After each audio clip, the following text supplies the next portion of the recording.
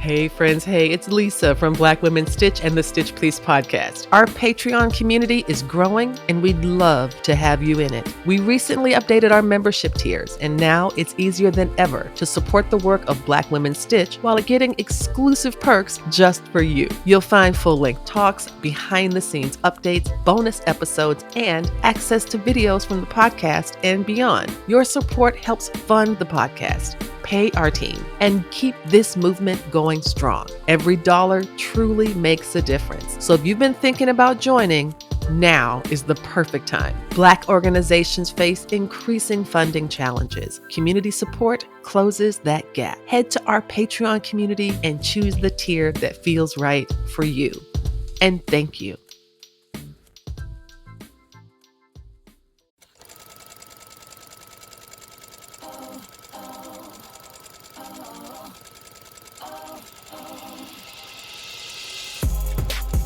Hello, Stitchers. Welcome to Stitch Please, the official podcast of Black Women Stitch, the sewing group where Black Lives Matter. I'm your host, Lisa Woolford.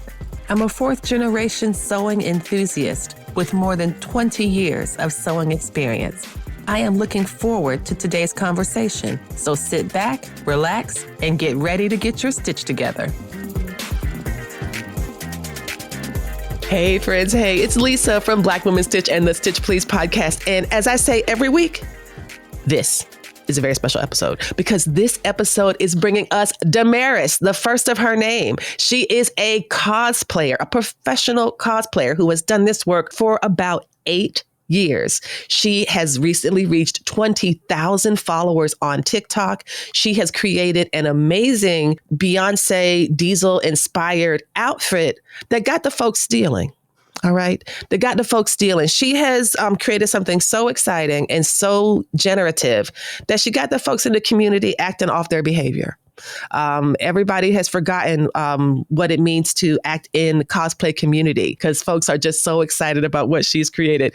I am so excited to welcome maker, cosplayer, boots designer, Bratz doll revivalist to the Stitch Please podcast. Welcome, Daemeryss. Welcome. Thank you so much for being here and joining us today. Good morning. Thank you for having me. I am so excited to talk with someone who considers themselves a professional cosplayer, someone who has that kind of experience, because we know a lot about cosplay as characters, as anime characters in particular, but your cosplay extends beyond that and into celebrity culture. You've done cosplays that look like Sabrina Carpenter or Chapel Rowan.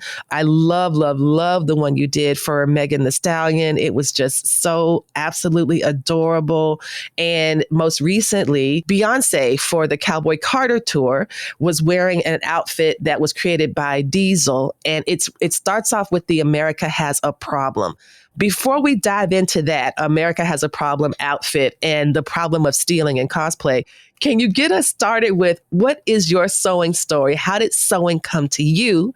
And how did cosplay make its way into your life after that? And welcome. Okay, well, thank you for having me. So my sewing story, when I was about 6 or 7 years old, I guess for Christmas one year, my mom just got me like a toy Barbie sewing machine. Awful sewing machine.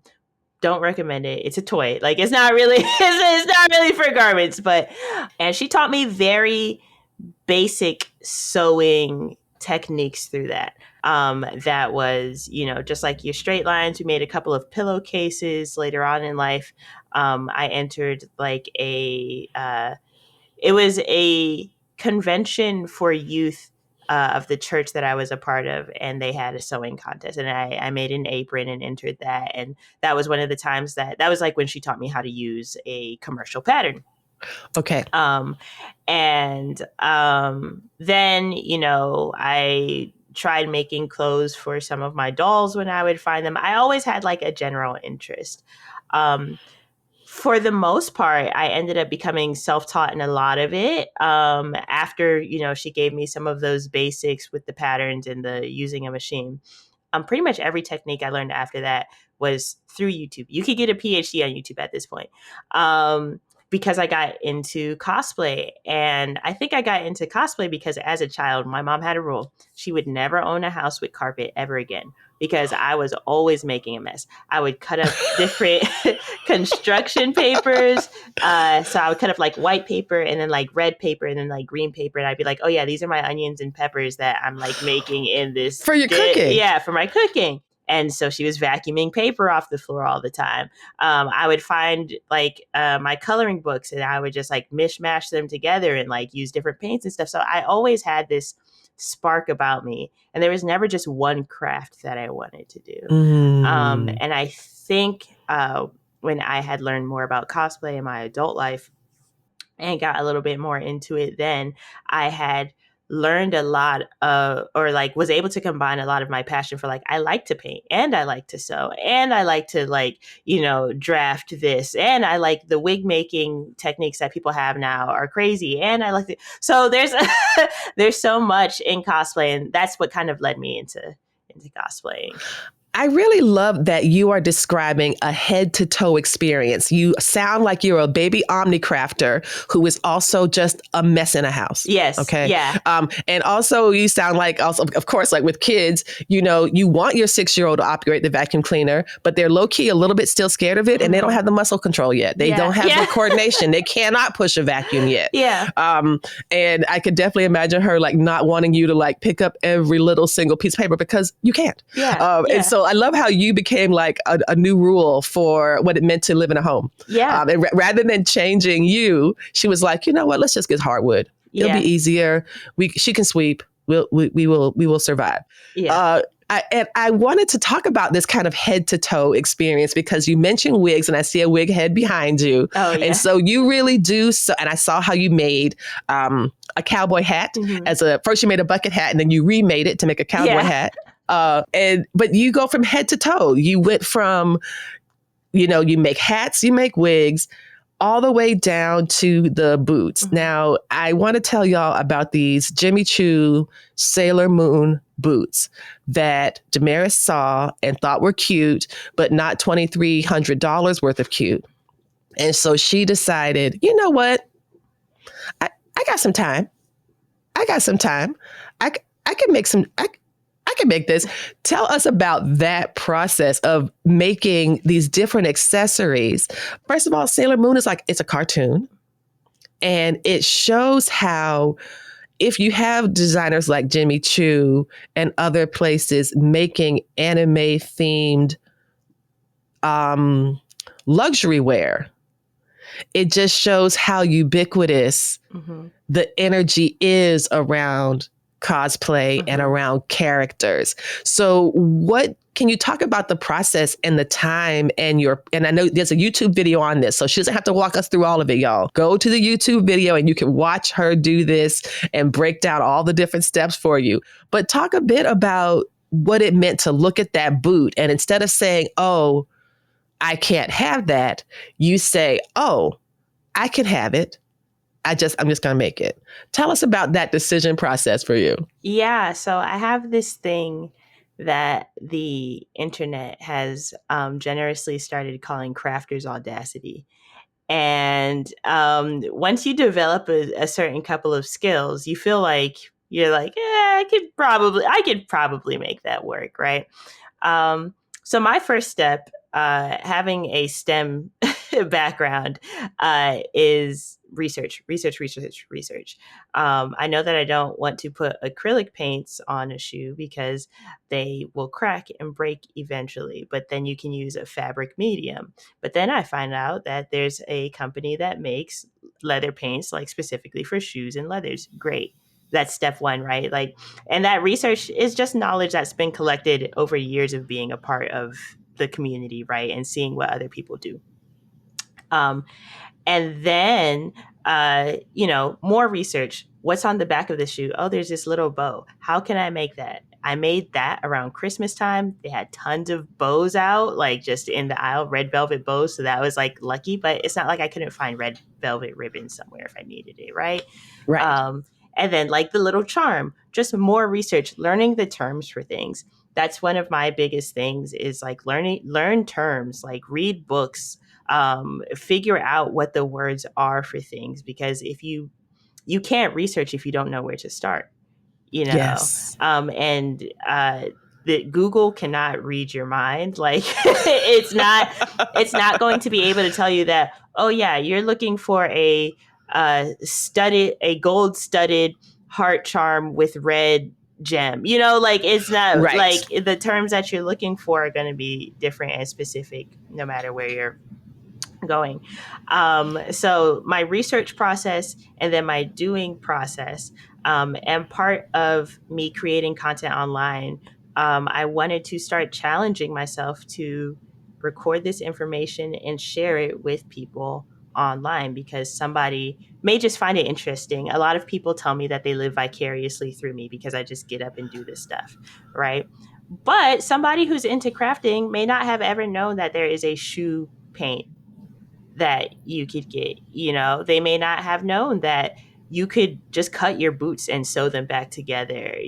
Like they may not have known that you could use E6000, or what E6000 even is. That's right. There's so much, just like mentioning, like, this is the glue that I use, this is the paint that I use, this is the method that I use, so people can learn those terms and apply them to their own lives. I really appreciate that, because one of the things I've learned about cosplay is that it's a culture of creativity and community, but also of documentation. I think that in some ways, the way that many of us in the US are taught to sew is we are given a commercial pattern, you learn to follow it, you learn to modify it, you learn to get the outcome to match the pattern. What cosplayers seem to do is almost the reverse. They create this amazing thing, then they go back and write up and document how they did it.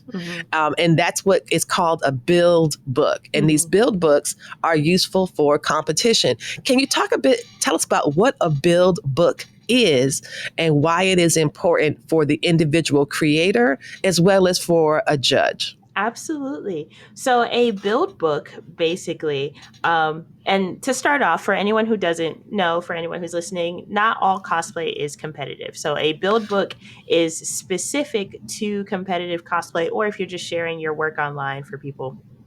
But a build book is more or less just a small document, whether it be physical or digital, that just shows your process of how you put together the costume. This is just to prove that, one, you made the costume, right? And two, to just show how, like, why you made those decisions, how intentional your work is, how intentional your decisions are. And show that to the judges, because on a panel of judges in my history in cosplaying, we would have, 3 to 4 judges. Maybe there's one that's there all the time, and then like 3 guest judges, or whatever the working is. But in theory, and not every contest does this, but that's another conversation. In theory, you should have a judge that has a specialization in different techniques, right? Okay. So one judge may be a great seamstress, one judge may be a great 3D modeler and 3D print worker, one judge may be a great foam fabricator. Whatever your mix is, you just want 3 so that when you have contestants come in, their work can be appreciated on different ways. Because I'll tell you right now, somebody walks in and they start rattling off the code to me that they use to make something light up. Hey, I'm like, sure, man. Let's ask my co-judge if that's impressive. I'm impressed. Yeah, but, I'm impressed. Or did they just copy and paste this? I don't know. I don't. So that's in theory. Not every contest works like that. It is what it is.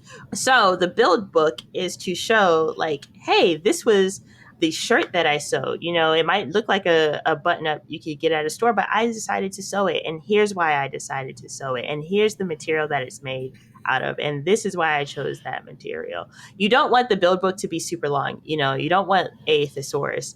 But you do want to at least show that your work is intentional, that your work is purposeful, and that you made it, like you did make it. And there are things there that are more impressive than you may realize. I really appreciate that, because what I hear when you say that is you are building up your own authority by showing your work.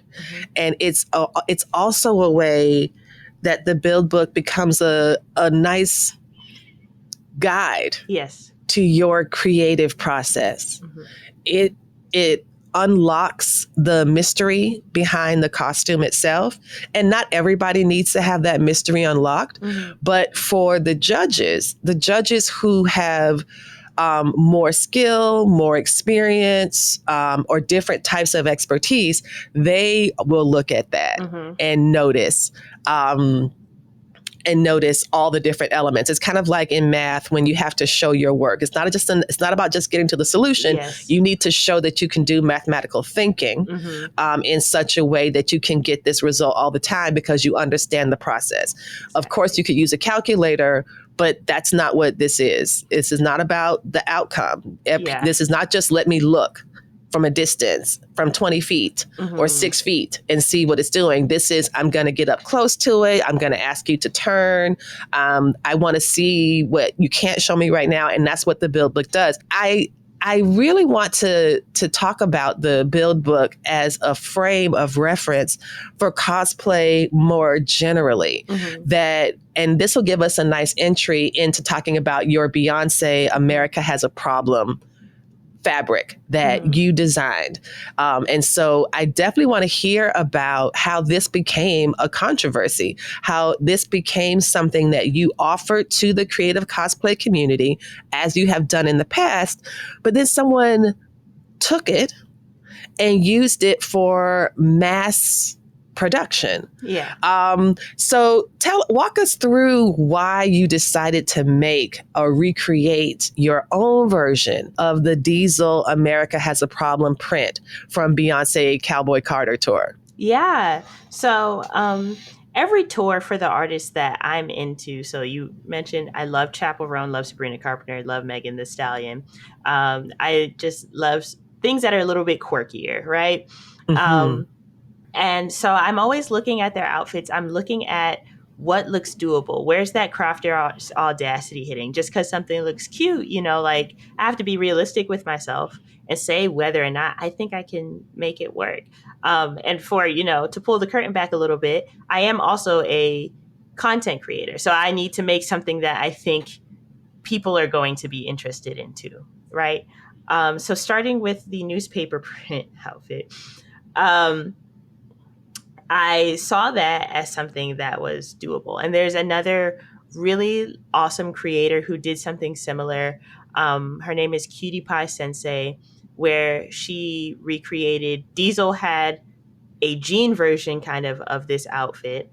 And she took a bunch of pictures of her own jeans, a bunch of different shades and styles of jeans, and made a fabric out of that to recreate the outfit. So I'll have to send you that video. It's very, very cool. But either way, I looked at it and I was like, this is doable. This is something that I can see, that I can actualize. And newspaper print clothing is not a new concept. Like, and we don't have to get into like some of the comments that people were. It's like, hello, 1980s. Yeah, and so then when I decided I wanted to make the outfit, what I did was I looked and I saw if anybody else had already created a printable fabric or pattern or anything like that, because push come to shove, or my first step is usually going to be to support somebody else's bag, right? Yes. Why recreate the wheel if you can purchase this design from someone and print the fabric for your use? Exactly. And what I saw was there were a lot of people who had bought a newspaper print outfit base, and then they would do an iron-on transfer kind of thing with some stuff that they had made. There's a creator who made incredible helmet and everything, and he started off with a plain white suit base, and then like iron on transferred. And that's kind of where I saw the gap of what I wanted, right? I wanted something that was more permanent, right? Like we've all Mm. been to where it starts flaking off and stuff like that, which is great for a night at a concert. But I am very intentional with my work, right? So Exactly. Yes, and you want it to last. Like this is exactly. not. This is just not an outfit for one show for one night. Yes. This is something that this is going to be a piece in your collection, and you can use it. For you whatever, yeah. exactly. And so that's where I saw the gap in the what was available, and so I decided to create my own fabric. And I have experience with like creating fabrics, having fabrics printed, et cetera, et cetera, et cetera. I use Adobe Illustrator to make all of my designs. That's what I design my fashion with. That's what I make my fabric prints with. It's just what I feel the most comfortable with. I figured out what I was going to put together, looking at her outfit, looking at what other people had done, and then figuring out how I wanted mine to look. Yes. And that was pretty much that. And then I reached out to a friend who I knew was going to the concert. I was like, hey, I made this. I really want to make this outfit, but I don't have anywhere to wear it to. I'm not going to this show. Would you like me to make this for you? And of course he said yes. Yes. So yes. Who says no to that? Yeah. Well, you never know. He might have already had something planned, but he went to 2 of her shows, so he could have, worked out. But either way, so yeah, that's when I had the fabric printed and posted it and shared it for everyone else to use as well. Hey friends, hey, it's Lisa from Black Women Stitch and the Stitch Please podcast. And do you want to stay in the loop with everything Black Women Stitch? Sure you do. So our weekly newsletter is where it's at. You'll get podcast updates, community news, behind the scenes peeks, and ways to support the work we're doing. Whether you're a longtime listener or just getting to know us, this is the easiest way to stay connected. So click the link and sign up today. Promise we will not flood your inbox, just your creative spirit. Thanks so much. See you soon. Hey friends, hey, it's Lisa from Black Women Stitch and the Stitch Please podcast. We're building something special at Black Women Stitch, and we can't do it without your support. Through our year-round campaign, Stitch Better Have My Money, we've already raised about $43,000, and we're pushing to hit $55,000. This isn't just about keeping the podcast going. It's about building capacity, paying our team, expanding our programming, and making sure we have the support we need to keep this work strong, sustainable, and rooted in Black liberation. If you believe in what we're doing, if Stitch Please has ever made you laugh, think, or feel seen, now's the time to show some love. Tap the link and donate today. Every dollar stitches us closer to the future we're building together. And thank you. And so what you created, tell me, so about the design process. You said you created this in Adobe, and as someone who does this all the time, you wanted to put your own unique spin on it. You were creating something that was a tribute rather than like a one-to-one copy. Can you talk about that process, about what it means to design something that is inspired by something else? Like, I want to achieve this look, but I'm not trying to copy word for word. Yes, exactly. So as we mentioned earlier, if we haven't mentioned it yet, the original outfit is designed by Diesel. And as of this moment, there have been no close up pictures or videos of that outfit. So I can't see, like I see there is a big image of like 2 people talking together, like a headline kind of thing. But I don't know who those people are. I don't know what it's referencing. I can't. So I had to fill in the gaps.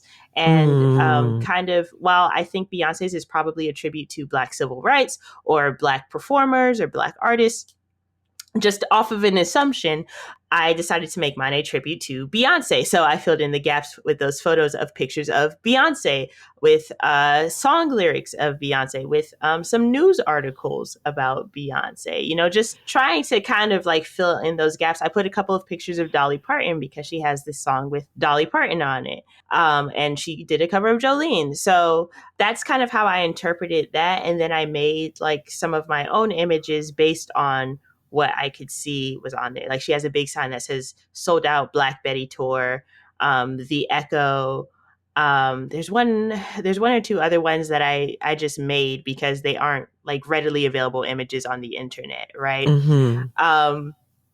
They aren't difficult images by any means to make, but I just kind of used my intuition, and I looked at hers and I looked at some other references for stuff and kind of put it together based on that. I wonder if you could explain. So what I'm hearing you say is you are very intentional about your work, even though you don't have a build book for this cosplay. You could easily make one. Yes. Because it's almost like the build book is built into your process now. Yes. So you kind of pay attention. When you decided to list the design for sale for people you can buy this digital print and then you can use it to print your print fabric to make what you'd like to make. Say you could take the design and you can get it printed to make this or whatever. Can you talk about what your intention behind that was and what you thought would happen? Yes. So it goes back to me kind of filling that gap, right? Where it's like not everybody knows that you can have fabric printed, right? Not everybody knows where to go. Not everybody knows the terms that you would need to know for fabric printing. A lot of people are familiar with things like DTF, with things like heat transfer, but they're not familiar with just having a custom fabric made. So that was a little bit of education on that for people. Having the design available for print, so that if you still want to do like a DTF or a heat transfer or whatever, like you can still take what I made and print it at home or have it, printed and heat press it that way too. So that's why I put it up as just like a file that you could decide like what is best for you and your skill set. I'm a very meet people where they are when it comes to education thing. While I would love for people to take the leap and begin sewing tomorrow, they're not going to create a masterpiece tomorrow, So if they feel more comfortable, if the concert's next week and they feel more comfortable doing a heat transfer, I'm going to let them do it, Exactly. Yes.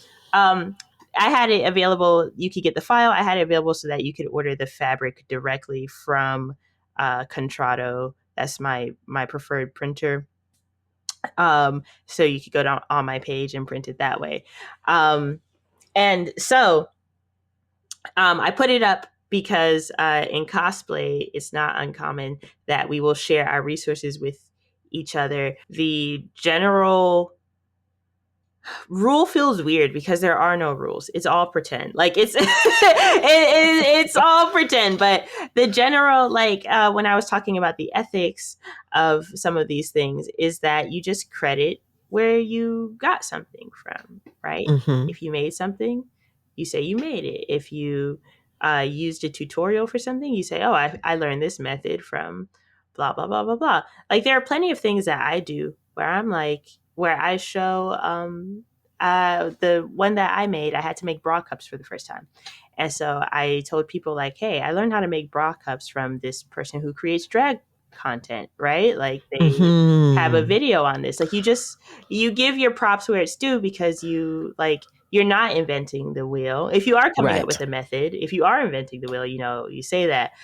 And there are plenty of times it's like, I learned something 10 years ago. I don't remember where I learned that from, but but if you can, you give props to where things originate from. It's like credit is a type of currency. Yes. It's a currency in the community. It helps to keep things flowing by saying, oh, I saw Daemeryss's tutorial on this, or I saw that she had this. Y'all, look, this thing, you can print this on fabric so you can make yourself an accessory. Maybe you're not going to be able to make a whole outfit. But you can make a tote bag. You can make whatever. You shared it so that people could use it within their own creative projects. Yeah. And so that's my goal, right? Is I want people to feel like how I did and just try things out. Things are going to be ugly a little bit, Yes, but yes. that's part of it. And you have to be okay with things being a little bit ugly for a while, right? But I think as long as people start building the confidence, and especially as money gets tighter, building the confidence and the resources to be like, oh, I can do this. or I can try to do this at the very end is where we Yes. all want to start. Yes. And so what you didn't expect, I guess, is for someone to take the print that you created and put it on a print on demand site and start selling mugs and cups and t-shirts and these kinds of things. Can you talk about why this is not an example of, well, copying is copy. A girl, you copied Beyonce, so they copied you. What's the big deal? Like, what is the big deal? Yeah. So like I said before, there are plenty of creators that made their own version of, this outfit. I think one thing that happened in the process of me sharing that somebody stole this from me was that people were saying that I invented a newspaper print design, which never came out of my mouth. But, not everyone is smart like you and me. So they unfortunately, child. Unfortunately. So people are, and that's not what I said. I was like, hey, this is a recreation. I even start off the video by saying this feels weird to talk about because it's a recreation of somebody else's work, right. But creation is in there. Yes, creation is in there. You did not copy and paste. You did not chat GPT it. Yes. You created a tribute piece, artifact by artifact, element by element, and offered that to say, hey, go make some stuff yourself. Yeah. But not go manufacture 100 cups. Yeah. And it's, and I think, for people who are less involved in the crafty scene or even in the cosplay scene, they don't get the insult, I guess, that comes behind it, because it's not just the taking of it and selling it for mass production. That is something that unfortunately just happens sometimes. And this is not the first, nor will it be the last time that this happens to me. Right. But it's the outright claiming of it as your own work and not the attribution like we were talking about earlier. Like, hey, I got a couple of these things from this person, or I learned how to do this from this person, right? So when I reached out to the person who had done this, asking them to take it down, because we didn't agree to that, they said, oh no, your design wasn't used. And I was kind of like, I see my work up there, and I know you don't realize that I made these things, but that's an $80 font that I used on this, right? And I recognize that that's not just something you're going to open up Google Documents and find, right? Right. So you took your creative resources, your financial resources. The idea that everybody thinks that fonts are free. Yeah. But it's just it's like, y'all, if you want to put a font on a website, you have to pay for that. Yes. Yes. Because trust me, I know, because the people on my website, because your girl had paid. Yeah. And they were like, oh, wait, we see that you, and the Foundry, which is the font factory, the Foundry contacted me and was like, I see you're using so-and-so light version of so-and-so. Can you show us your agreement? Yes, I can. Yes. Here we go. You see this? This includes, I got this whole suite. It cost a whole bunch of freaking real money. And I get to use it. And when you see that, you're like, what's the name? I would have been like, what's the name of that font you used? Yeah, exactly. That's why I'm like, this is how I can tell my work apart from somebody else who did a similar thing, right? Not to mention that there's just we had private conversations. This person bought it from me directly, but it's like, hey, I know that you may just be assuming that I pulled these elements from the internet because that's what you felt comfortable doing. That's what your skill set allows. Yeah, that's what your skill set allows. But, I didn't. And, maybe a conversation could have been had about you know what, just give me credit. I don't care in the grand scheme of things. The tour is over. I don't imagine that they're going to become a millionaire off of something like this at this point. But child, they could become a thousandaire, and that should have been you. I know, right? That's a paid off car. So I'm but and instead of having that conversation or apologizing, they just blocked me, right? Which is a great way to prove your innocence. So nothing says not guilty than blocking the person. because I had reached out and I was like, you know what? If it's a similar design, there's nothing I can do about that, right? I was like, is there any way that you can prove, that you made this? Can you show any of the files? Because it's like I can show my work. I can pull these apart and stretch them out and show you what they look like not together. But like I just Can you? Yeah. And it's like, what do you mean? And it's blocked. Yeah, like it's because they can't, and they knew at that point. Control C. Yeah. Control V. Yeah, exactly. And they knew at that point they were pretty much got, because like I said, if it's a similar design, it's a similar design. There's nothing I could do. Like it's a recreation of somebody else's outfit. Like but I was like, I recognize my work on there, but it is what it is. And it's not like you were even asking for, I think, cease and desist, like, hey, stop. That's not cool. Like, because if you wanted to do that, you could have done that. And you have the right to do that because you created the thing, and maybe you wouldn't offer a whole bunch of these products that look like they came from Beyoncé tour or whatever, because that's not your vibe. But I don't know. It's just interesting that the idea that because it's easy to copy, therefore it didn't have value. Mm-hmm. But if it didn't have value, why is you copying?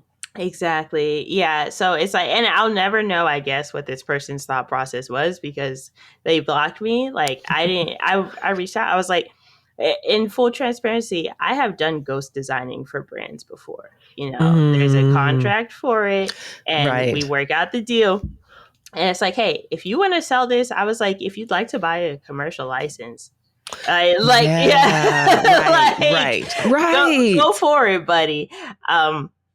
But like, they didn't want to have any of those conversations. They weren't, for lack of a better term, they just weren't being respectful of my work as an artist, And I think that goes back to something that I've seen other folks mention, like, like what it means to kind of take the creative output of Black creators, but not respect the process, not acknowledge, because in some ways, as I said earlier, credit is currency. Yeah. And so even if they weren't willing to,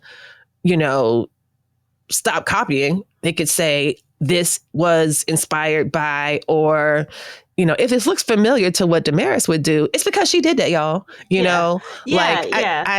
don't know. It does feel a bit on the sketchy side. I want to ask you a couple of questions before we wrap up, because I cannot believe our time is almost over. Oh my goodness. But I know, isn't that ridiculous? It's what happened. Y'all, I want you all to go to Daemeryss's page. You get to see her take apart or order a box of well-loved Bratz dolls and turn them into, I think, nicer looking lafufus.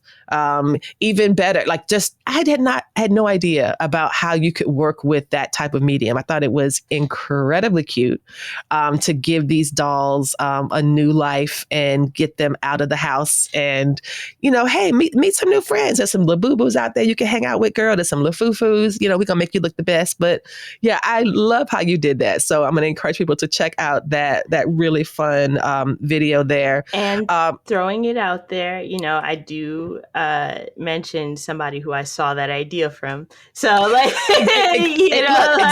exactly. Y'all, she's not copying Labubu. She is not copying that. She is, doing her kind of creative upcycling and all of the, y'all got to see how she made a coat from a sleeping bag for $5. Mm-hmm. I think you'd want to know that because I think that's really impressive.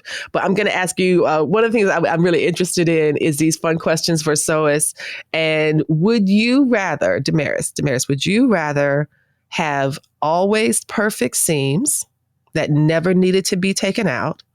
Or would you want to reduce your pressing time by 90%? Okay, I would do the seams. Here's why. I'm bad at sewing. And so I am picking Well, I'm finding that hard to believe, but okay, girl. Well, I don't share that. Hey, I had to pick apart seams for 3 hours parts in my videos. But one of my biggest problems when I was sewing early on is I had unmedicated ADHD, and I would never press my seams. But now, seams always pressed, looking fresh. So I can handle that part. I wanna pick apart less seams. Okay. All right. So I appreciate that. I love that it does. Unsewing is an important part of sewing, but it's not my favorite part. No. I think I could just Absolutely say that. not. Oh my gosh. I cannot believe that we are wrapping up our time. I do not know where it has gone, but let me ask you this. Again, encouraging people to check out Iconics, the brand that has these wonderful handbags that she makes that are, as she calls them, nerd adjacent. They're really exciting, inspired pieces that she creates. So please check out the brand. I also want to hear your advice for this question we ask everyone. And it's this: the slogan of the Stitch Please podcast is that we will help you get your stitch together. Daemeryss, creator, professional cosplayer, artist, designer, STEM student, dog and cat mom, like what a wig maker, shoemaker, head to toe cosplayer. What advice do you have for us to help us get our stitch together? Watch every tutorial. It doesn't matter about the end process, or it doesn't matter about the end result. What matters is the process they use to get there. And that's the best way that you will learn techniques and names and understand what you're getting into. I love that. And on that note, Daemeryss, thank you so much for being with us today on the Stitch Please podcast. We really appreciated learning so much about the ins and outs of cosplay, some of the ethics in the cosplay community and why those are important, and just to learn about you and your brand. Thank you so much for being with us today. And I wish you such great success for the rest of the year in all that you are doing, which I know is a lot. Yes, yes. Thank you. So tell us where we can find you on the socials. I am Daemeryss with an extra S, with 2 S's, on pretty much every platform: YouTube, TikTok, Instagram. I don't really use Twitter, but I'm there too. So, wherever you want to find me, I'm at. Excellent. Thank you so much for talking with us today. This was fantastic. You've been listening to Stitch Please, the official podcast of Black Women Stitch, the sewing group where Black Lives Matter. We appreciate you joining us this week and every week for stories that center Black women, girls, and femmes in sewing. We invite you to join the Black Women Stitch Patreon community with giving levels beginning at $5 a month. Your contributions help us bring the Stitch Please podcast to you every week. Thank you for listening. Thank you for your support. And come back next week and we'll help you get your stitch together.